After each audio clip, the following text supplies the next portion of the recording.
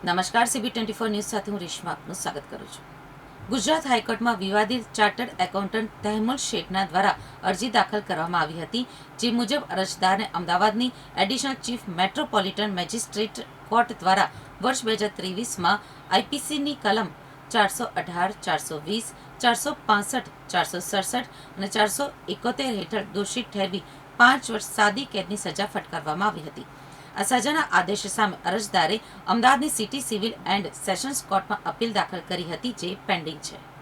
ટ્રાયલની સુનાવણી દરમિયાન પ્રોસિક્યુશને પારુલ મોદીની નબળી તબીબી સ્થિતિના કારણે તેમનું નામ સાક્ષી તરીકે પડતું મૂકવા અરજી કરી હતી, જેને મંજૂર કરવામાં આવી હતી.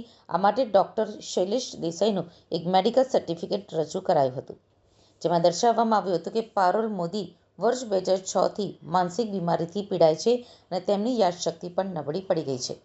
સેશન્સ કોર્ટે અરજદારની આ અરજી નકારી દેતા અરજદારે તેના નિર્ણયને ગુજરાત હાઈકોર્ટમાં પડકાર્યો હતો. ગુજરાત હાઈકોર્ટે નોંધ્યું હતું કે જ્યારે ટ્રાયલ કોર્ટમાં પ્રોસિક્યુશને પારુલ મોદીને સાક્ષી તરીકે પડતા મૂકવાની અરજી કરી હતી, ત્યારે અરજદાર દ્વારા તેનો કોઈ વિરોધ કરવામાં આવ્યો નહોતો કે ડોક્ટરના સર્ટિફિકેટ સામે કોઈ વાંધો લેવાયો નહોતો.